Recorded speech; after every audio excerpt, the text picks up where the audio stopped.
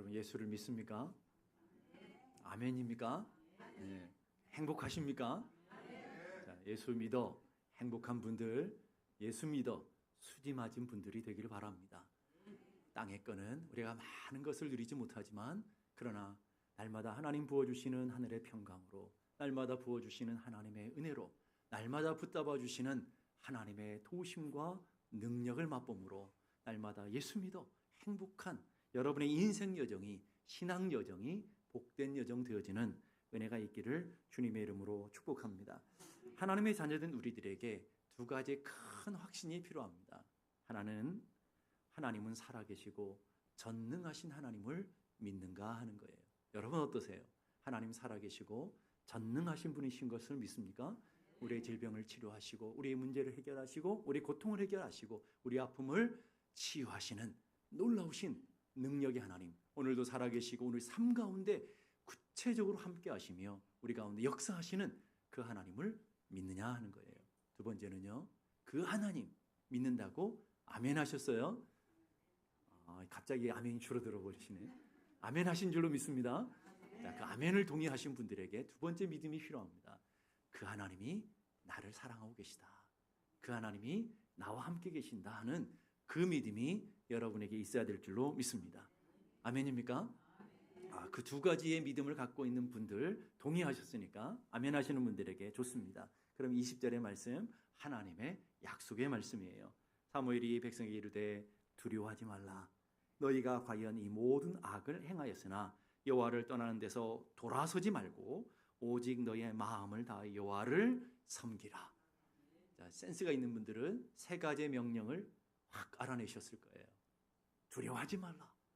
그리고 돌아서지 말라. 그리고 하나님만을 섬기라.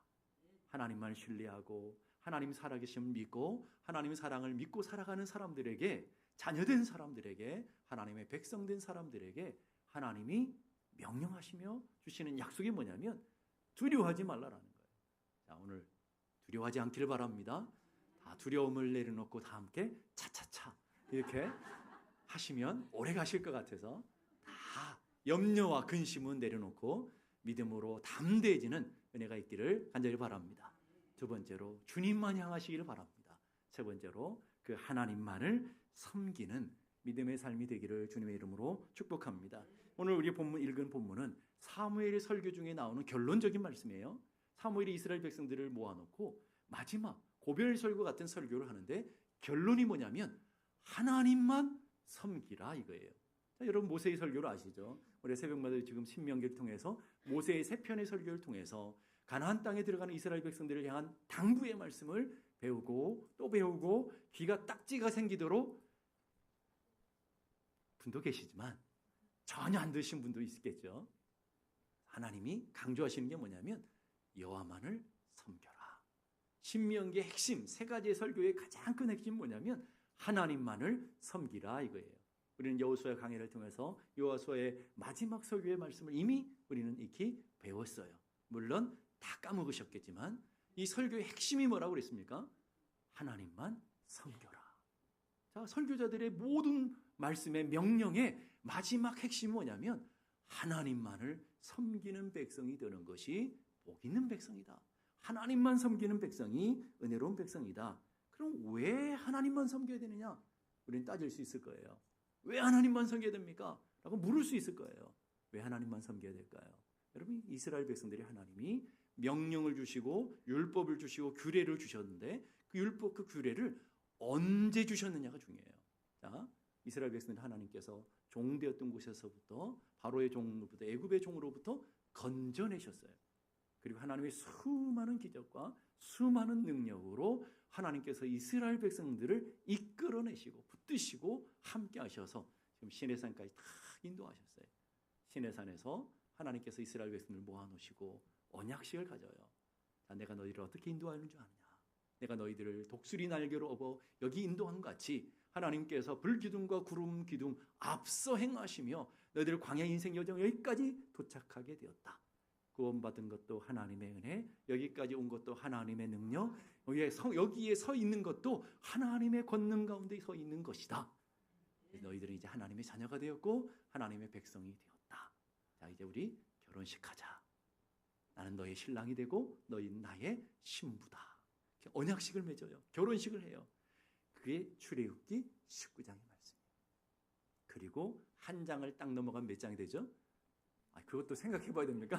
19장에서 20장으로 넘어가면 주어지는 말씀 뭐예요? 10계명이에요.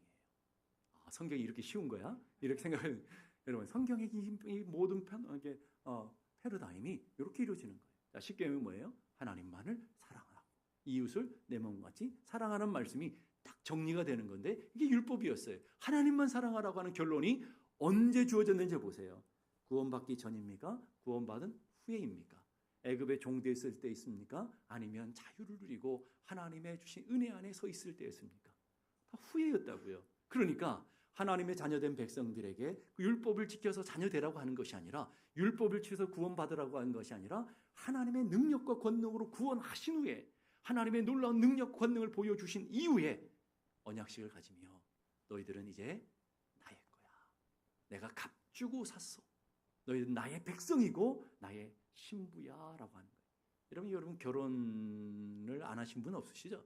다 결혼식을 하시는데 결혼식 가장 중요한 게 뭐예요? 먹는 게 아니잖아요. 우리는 자꾸 먹는 쪽에 관심을, 예쁘게 드릴 수 있고, 이게 아니에요, 여러분. 결혼식의 가장 중요한 것은 결혼 서약이에요. 맞아요? 하나님 앞에서 결혼 서약하죠. 뭐예요? 신랑에게 묻습니까? 신랑에게 물어요. 당신은 이 수많은 인생의 여정들이 있었는데 수많은 인생의 여정들의 여자들을 다 잊어버리고 이제 결혼하는 순간 당신은 오직 평생에 이 여자만을 아내로 삼고 이 여자만을 사랑하며 이 여자만을 사랑하며 살아가기를 결단하십니까? 사랑하기를 생각하십니까? 그러면 아니요. 그러면 결혼식이 안 되는 거예요. 예, 그래요. 아내에게도 묻죠. 당신은 지금까지 수많은 남자가 있어도 상관없어요. 이제 이 시간 이후로 결혼함과 동시에 당신은 이 남자만을 내 남편으로 생각하고 이 남자만을 사랑하며, 아니 처음 들어보신 것처럼 들으세요? 여러분 결혼식 할 때 그 얘기 안 하셨어요? 비가 오나 눈이 오나 좋을 때나 좋지 않을 때나 이 남편만을 사랑하며 섬기기로 서약하느냐? 라고 묻잖아요. 예? 그럼 어떻게 해요? 예, 이 검은 머리가 팥불이 되도록 서약하느냐? 이렇게 물으시면 예, 아멘, 그런단 말이죠. 여러분의 입술로 여러분의 삶으로 고백하잖아요. 그런데 목사님 질문이 하나 있습니다. 지금 서약해야 되는데 나는 99.999%는 이 남편을 사랑하겠는데 0.1%만 옆집 아저씨에게 마음을 두면 안 되나요? 이러는 분은 없잖아요. 그리고 그거를 듣는 신랑이 그래 99.999%니까 그리고 0.1% 정도는 나 옆집 아저씨한테 마음을 줘도 괜찮아? 이런 남편이 어디 있냔 말이에요. 그런 남편 보셨어요? 보신 눈으로 저를 보시는데 없단 말이에요. 온전한 마음이에요. 한 사람이에요. 하나님도 똑같단 말이에요. 내가 너를 전부로 사랑했다. 내가 너에게 전부를 줬다. 그렇기 때문에 너도 나를 전부로 사랑해라. 그게 목숨을 다하고 마음을 다하고 힘을 다해서 하나님을 사랑한다는 뜻이라는 거예요. 두 개가 아니라 전 마음으로 하나님을 섬기라. 그래서 요한일서 4장 19절에 이렇게 말합니다. 우리가 사랑하면 그가 먼저 우리를 사랑하셨습니다. 어떻게 해요? 어떻게 사랑하셨어요? 전부로. 자신을 다 주셨어요. 자신을 다 주셔서 하늘 보좌를 버리셨어요. 하나님이 인간의 몸으로 이 땅에 내려오셨어요. 이게 놀라셔야 될 일이에요. 그러니까는 신이 인간이 되셨어요. 거기에다가 그 인간이 십자가에 죽으셨어요. 죄인이 되어서 인간의 손에 죽었단 말이죠. 뭐 때문에요? 여러분을 위해서. 남의 얘기처럼 듣지 마시고 나를 위해서, 나를 구원하시고 나를 사랑하시고 나에게 새 생명 주시기 위해서 하나님 자신을 버리셨어요. 자신을 다 주셨어요. 그리고 그 하나님 뭐라고 그래요? 너도 전부로 나를 사랑해. 마음을 다하고 성품을 전부로 나를 사랑해. 주님이 그렇게 요구하고 계시는 거예요. C.T. 스터드라고 하는 선교사님이 이렇게 말합니다. 하나님의 아들 예수 그리스도가 그 이 땅에 오셔서 나를 위해 나를 구원하시기 위하여 십자가에 죽으신 것이 참으로 사실이라면, 그것이 참으로 사실이라면 동의하십니까? 네, 주님이 이 땅에 나를 위해서 오셨고 온 인류가 아니라 주님이 나를 위해 오셨고 나를 살려내기 위해서 십자가에 죽으신 것을 믿습니까? 남의 이야기처럼 얘기하지 마시고 내 이야기란 말이에요. 그 신랑 되시는 주님이 여러분 한 사람을 위해서 이 땅에 오셨어요. 여러분 한 사람을 위해서 죽으셨어요. 여러분 한 사람 살려내시기 위해 생명을 다 주셨다고요. 그리고 여러분을 살려내신 것이 사실 맞다면 이 말이에요. 그 다음 보세요. 그게 사실이라면 내가 그를 위해 바치는 희생은 그 어떤 것도 지나친 희생일 수가 없다라는 거예요. 여러분, 우리가 주님을 위해 산다고 그래요. 주님을 섬긴다고 그래요. 얼마나 우리는 주님을 사랑한다고 그러지만 우리 무슨 덩어리입니까? 얼마나 부족함이 많습니까? 주님 앞에 서면 왜 나는 작아지는지, 그대 앞에만 서면 왜 나는 작아지는지, 그렇잖아요, 여러분. 우리의 모습이 그렇잖아요. 오늘 여러분 한번 정확하게 생각해 보세요. 여러분 주님을 위해서 여러분들은 어떤 하나님만을 섬기며 살아가고 있는지 한번 생각해 보세요. 여러분 주님을 위해서 이 선교사님은요, 명예를 버리고 안락함을 버리고 자신의 생명까지 걸어가면서 아프리카에 가서 주님의 복음을 증거하는 일에 자신을 전부를 다 드린 것을 보게 됩니다.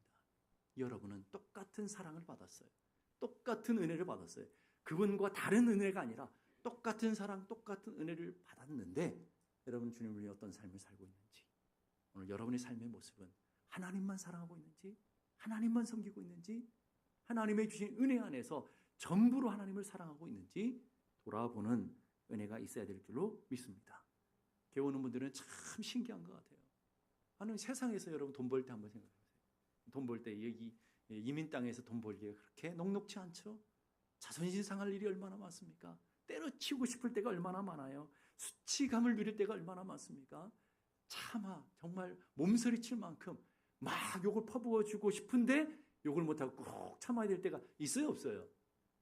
여기는 없으신 분들만 가면 오늘 특별한 은혜를 받은 분신 이민 땅에 살아가는데 내 돈 벌고 돈 벌어 먹고 살기 그렇게 쉽지가 않단 말이에요. 자존심도 내려놔야 되고 때로는 마음이 상할 때도 많고 수치와 모욕을 느낄 때도 많고, 여러분 우리의 인생 가운데 정말 치사하고 안 입고 올 때가 얼마나 많습니까?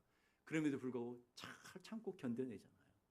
이상하게 교회만 오면 왜 내 자존심이 중요하냐 말이에요. 교회만 오면 왜 내가 대접받아야 되냐 말이에요. 교회만 오면 왜 나를 알아줘야 되냐 이 말이에요. 참 신기하단 말이에요. 교회라는 곳은 오히려 자기를 버리고 자기를 비우고 주님을 더 사랑하고 주님의 주신 은혜 가운데 살아가야 되는 곳인데 세상에서는 그렇게 살지 않으면서 왜 교회만 오면 여러분의 삶의 모습이 이렇게 달라져야 되느냐라는 거예요. 주님을 위해서 주님이 여러분을 죽으신 것이 사실이라면, 주님이 여러분을 위해서 죽으신 것이 정말 사실이라면, 여러분을 사랑하시기 위해서 건져내시기 위해서 십자가에 죽으신 것이 사실이라면 내가 그 주님을 위해서 욕 좀 먹으면 어때요? 교회를 섬기다가 좀 자존심 상하면 좀 어때요? 누가 나를 좀 욕하면 좀 어때요? 할렐루야 하셔야 될 일이 아닌가요? 내가 주를 위해 섬기다가 핍박당하고 고난받으면 찬송해야 되는 거 아닙니까, 여러분? 왜 내 자존심만 여기서 죽이고 왜 나만 인정받아야 되냐는 거예요. 나 같은 죄인 살리신 주 은혜 놀라와 잃었던 생명 찾았고 광명을 얻었다. 우리는 그렇게 고백하잖아요.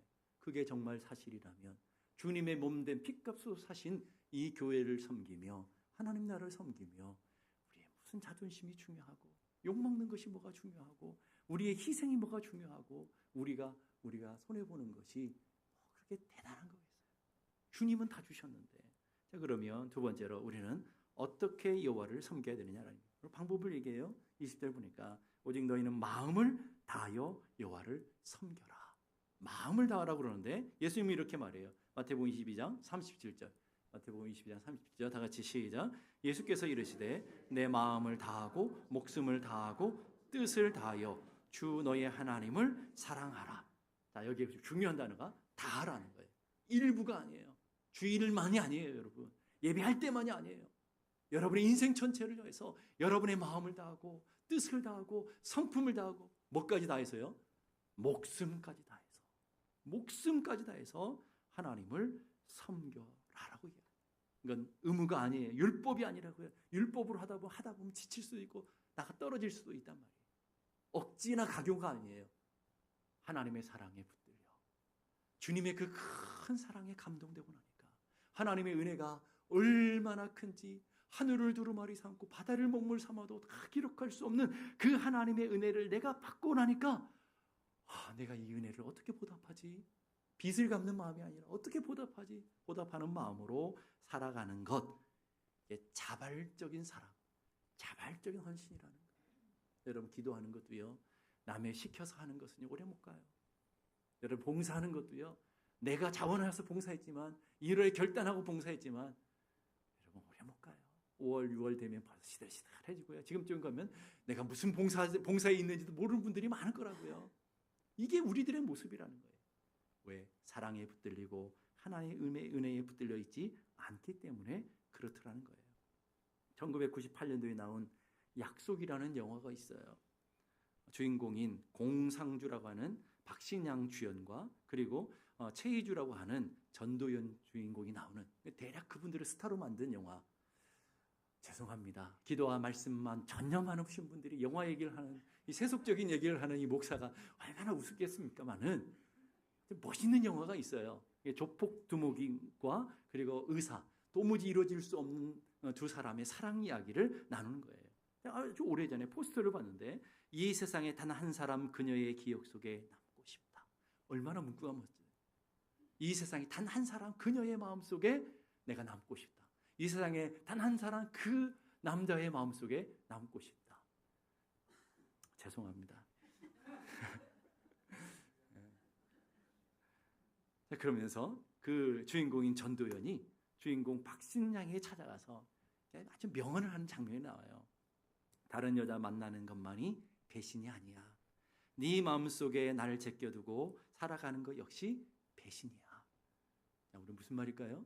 우리는 언제나 영적으로 잘 적용해야 되니까 여러분 우리가 하나님 없이 살아가는 것 세상 속에서 여러분들이 하나님 없이 내 모양으로 내 생각대로 물질에 쫓아서 삶에 쫓아 살아가는 것 그 역시도 배신이라는 말이에요. 여러분 우상 섬기지 않는 줄 알아요. 뭐 세상에 그거 탐하지 않는 줄 알아요. 그것만 배신이 아니라 여러분의 마음속에 하나님 없이 한 주간을 아무런 생각 없이 살아왔던 것 여러분의 삶 속에 하나님을 밀어내고 내 생각대로 내 소견대로 살아오는 모든 것들이 다 죄였다라는 것을 기억하라는 거예요. 우리 인생을 살다 보면요. 마음을 쏟아야 될 일이 있고 마음을 주지 말아야 될 것이 있어요. 목숨 걸고 해야 될 것과 가볍게 지나가야 되는 것이 있어요. 사랑해야 될 것과 사랑하지 말아야 될 것이 있어요. 신경 써야 될 것과 신경을 꺼야 되는 것이 있어요.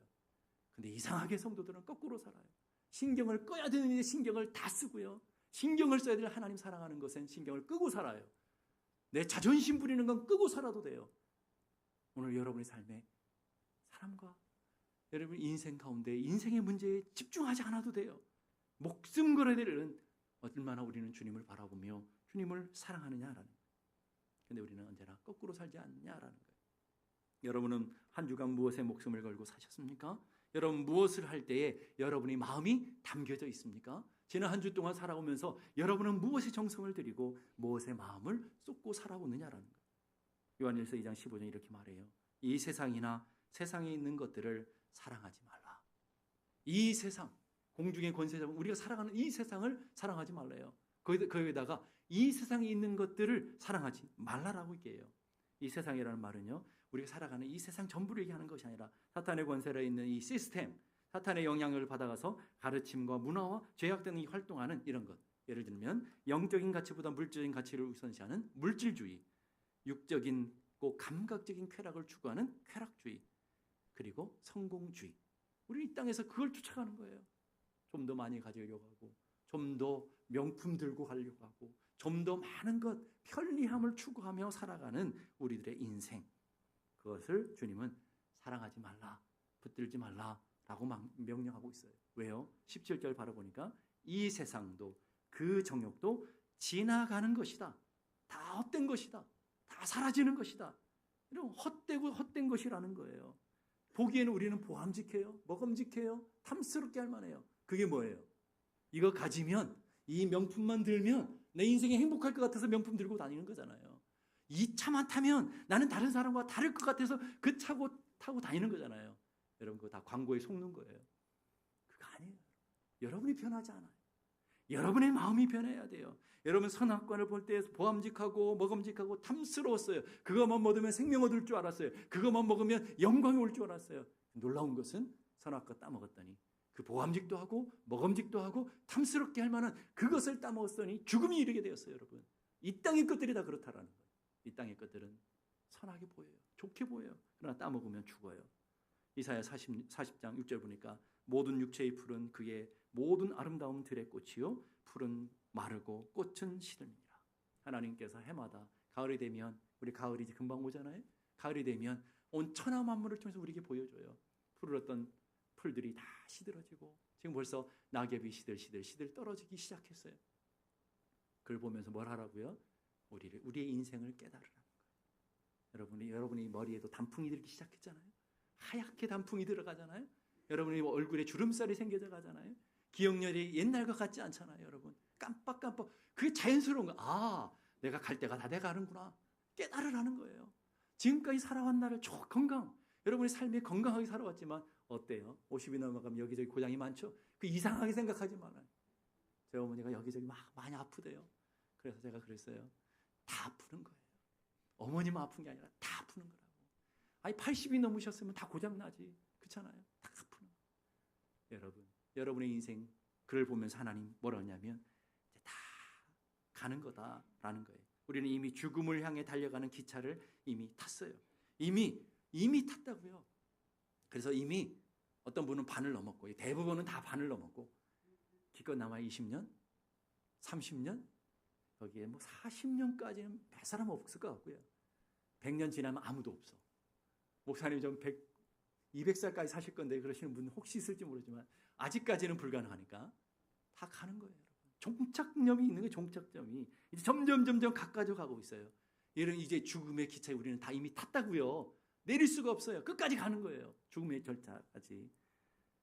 우리는 그 기차에 타서 좀 더 편한 걸 추구하고 좀 더 안락하기를, 좀 더 기름진 인생, 그런 걸 추구하며 우리는 살아가요. 죽음을 향해 가는데도 불구하고. 근데 주님은 그걸 다 사라지는 거다라고 말하고 있어요. 존 버년이 쓴 철로 역정이라는 책 여러분 다 아시잖아요. 성도의 삶, 이제 저 영원한 본향을 향해 순례의 길을 떠나는 이 신자의 모습을 설명하고 있어요. 눈은 하늘을 향하고 손에 뭐가 들어있어요? 가장 좋은 책, 세상에서 가장 좋은 책을 들고 있어요. 세상에서 가장 좋은 책이 뭐예요? 성경책을 들고 있어요. 근데 중요한 것은요, 자신의 뒤에 떨어져 있는 세상을 뒤로 하고, 뒤에 있는 세상을 뒤로 하고 저 영원한 본향을 바라보면서 살아가는 그게 믿음의 여정이다. 그게 성도의 삶이다라고 보여주고 있다라는 거예요. 왜 그럴까요, 여러분? 고린도후서 4장 18절에 이렇게 말합니다. 보이는 것은 잠깐이고 보이지 않는 것은 영원합니다. 여러분 보이는 게 뭐예요? 여러분의 손에 보이는 건 다 물리적인 세계를 얘기하는 거예요.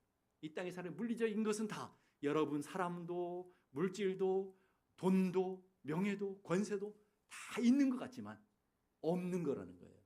자 보세요. 보이는 것은 뭐라고요? 잠깐이야. 여러분 보시니까 아시잖아요. 나도 젊었었어. 나도 예뻤어. 그렇게까지 뭐 자랑할 만은 많이 없지만, 예? 나도 한때는 예뻤어. 뭐 그러신 분 많잖아요. 근데 한때잖아요. 한때. 나 옛날에는 과거에는 그 한때는 똑똑했어. 여러분 중에 똑똑하셨던 분들 많으실 것 같아요. 근데 한때였잖아요. 지금 옛날 같지 않잖아요, 여러분. 산수도 잘 안 돼요, 이제는. 예? 그게 우리들의 현실 아닙니까, 여러분? 그걸 뭘 가르쳐 주는 거예요? 잠깐이라는 거예요, 잠깐. 영원하지 않다라는 거예요. 다 이게 죽음을 향해 가면서 이미 다 헛된 거라는 거예요. 다 날아가는 거라는 거예요. 고린도후서 4장 18절을 보이지 않는 건 잠깐이다. 보이지 않는 것은 영원한 것이다. 물리적인 세계는요, 있는 세계 같지만 사실은 없는 거예요. 보이지 않는 영적인 세계, 그 세계를 향해 한 걸음 한 걸음 나아가야 되는 허상과 실제가 있어요. 눈에 보이는 거 우리는 실제라고 하는데 그건 허상이고요. 신기루라는 거예요. 신기루를 보신 적 있나요? 여기서 보면 저기서 가물가물 길이 있는 것 같고 물이 있는 것 같아요. 가보면 어때요? 없어요. 이 물리적인 세계가 다 그렇단 말이에요. 가진 것 같고 누리는 것 같고 저만큼 가보니까 없어요. 그걸 가장 보여주는 게 솔로몬이잖아요. 다 가졌잖아요. 다 누렸잖아요. 마지막 뭐라고 그래요? 헛되고 아마 죽을 때까지 헛되다고 그랬을 거예요. 해 아래 있는 모든 것이 다 헛되더라. 내가 다 해본다 다 없다더라 하는 거예요.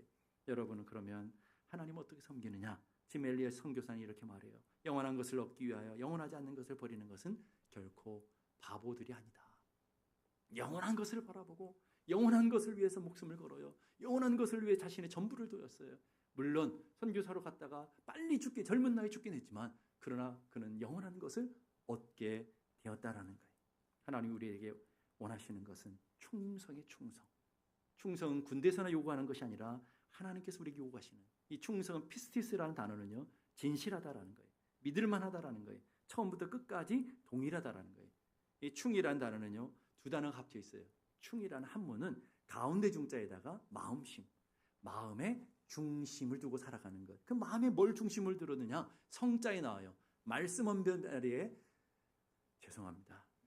말씀 언변 자리에 이룰 성자가 있어요.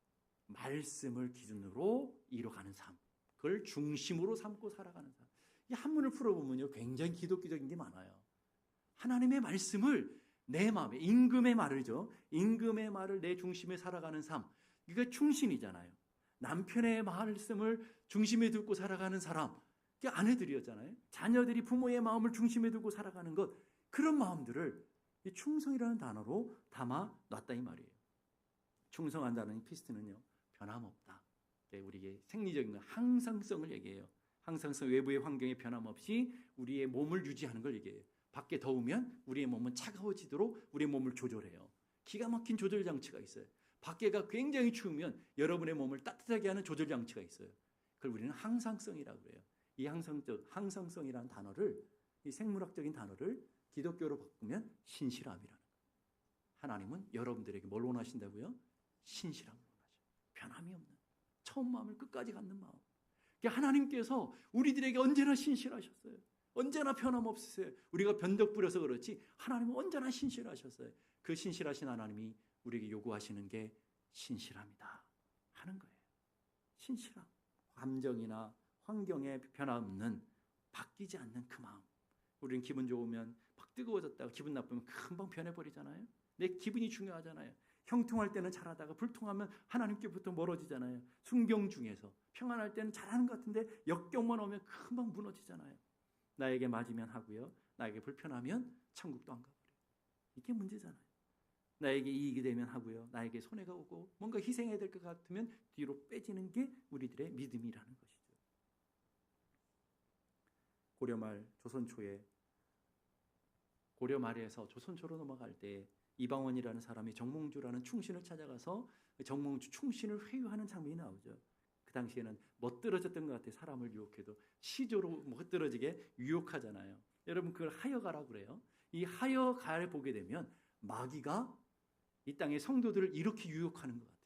여러분 보세요. 이런들 어떠하리, 저런들 어떠하리, 만수상 드런치 얽혀진들 어떠하리, 우리도 이같이 얽혀 100년까지 누리리다. 100년 사는 인생, 이런들 어떠면 저런들 어때?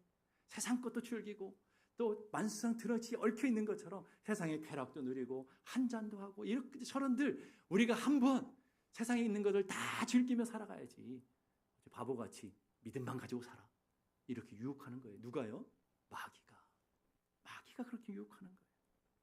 그런데 정몽주라는 충신은 그 유혹 앞에 어떻게 대답해요? 단심가로 대답하죠. 이 몸이 죽고 주고 100번 고쳐주고 백골이 진토되어 넋이라도 있고 없고 님 향한 일편단심의 마음이야 가실 수 있으랴. 얼마나 멋있어요. 저는 마귀가 여러분의 삶에 속삭일 때마다, 여러분, 하나님을 아닌 이 땅에 눈에 보이는 왕을 섬기는데, 한 나라를 섬기는데도 이런 마음을 가지고 살았다면, 여러분 인생에 전부를 주시고 여러분의 삶에 영원한 기업을 예비하신 그 하나님을 섬기는 우리들의 믿음이 이것보다 못해서야 되겠습니까, 여러분? 예? 그렇잖아요, 여러분. 주님을 향한 내 마음은, 일편단심의 마음은 변할 수가 없습니다. 어떤 명품으로 나를 유혹해 보세요. 어떤 쾌락으로 나를 유혹해 보세요. 어떤 인생의 즐거움으로 나를 유혹해 보세요. 가실 줄이 있겠습니까? 변하지 않습니다. 나는 오직 주님만 바라보며 주님만 섬기길 원합니다. 죄송합니다. 여러분의 삶을 무겁게 해가지고. 네. 그런데 이게 우리 믿음이어야 된다 이 말이에요. 목사만 그렇게 사는 게 아니고, 특별한 선교단의 삶이 아니라 우리 모두에게 하나님 요구하시고, 이 땅에 여러분 목사만 큰 생명을 얻고 여러분들은 작은 생명 얻은 게 아니잖아요. 선교, 하나님의 복음을 위해 선교를 바치는, 자신의 생명을 바치는 그분들만 큰 생명을 얻은 것이 아니고, 여러분은 작은 생명 주신 게 아니잖아요. 작은 사랑 주신 게 아니잖아요. 똑같은 사랑을 주시며 우리에게 요구하시는 거예요. 우리에게 내가 너를 전부로 사랑했다. 너희도 나를 전부로 사랑해라. 마가복음 7장 6절 이렇게 말합니다. 이 백성 입술로는 나를 공경하되 마음은 내게서 멀도다. 사람이 계명을 교훈을 삼아 가르치니 나를 헛되이 경배하는도다. 다 우리를 너무 핵심을 찌른 것 같지 않아요?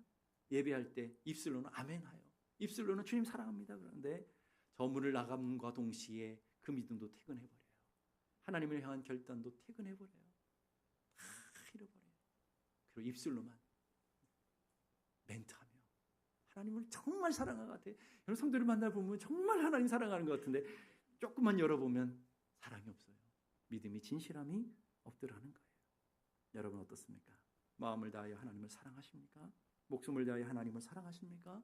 뜻과 힘을 다하여 주님을 사랑하십니까? 거칠은 종교행위가 아니라 여러분의 중심이 하나님을 향하고 있느냐라는 거예요. 하나님은 어떤 사람을 찾으신다고요? 역대하 16장 9절 말씀 우리 함께 다 같이 읽겠습니다. 시작. 여호와의 눈은 온 땅을 두루 감찰하사 전심으로 자기에게 향하는 자들을 위하여 능력을 베푸시나니.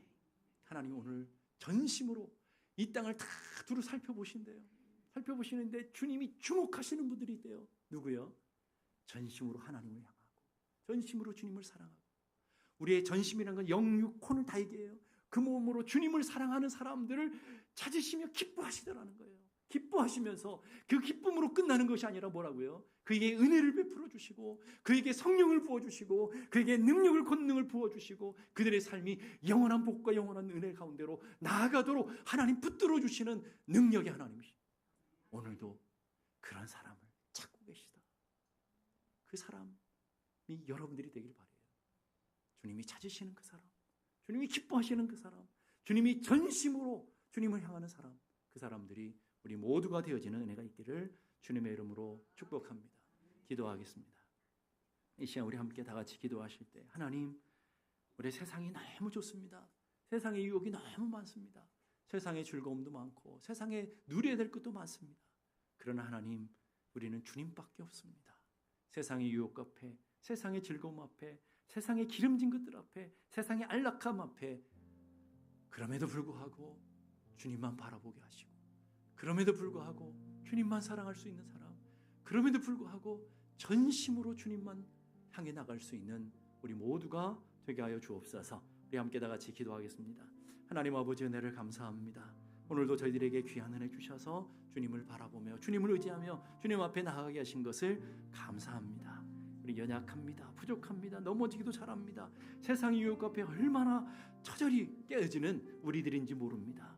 그러나 하나님, 오늘도 믿음의 눈을 들어 주님을 보게 하시고 정말 우리 연약한 손을 주님께 붙들어 살아가게 하시고 연약한 무릎을 일으켜 주셔서 주님 앞으로 한 걸음 한 걸음 나아가는 저희들 되게 해주옵소서. 우리를 전부로 사랑하신 주님, 우리도 전부로 주님을 사랑하게 하시고 우리를 향한 신실함으로 사랑하신 주님, 우리도 주님 앞에 신실함으로 나아갈 수 있게 하여 주시옵소서.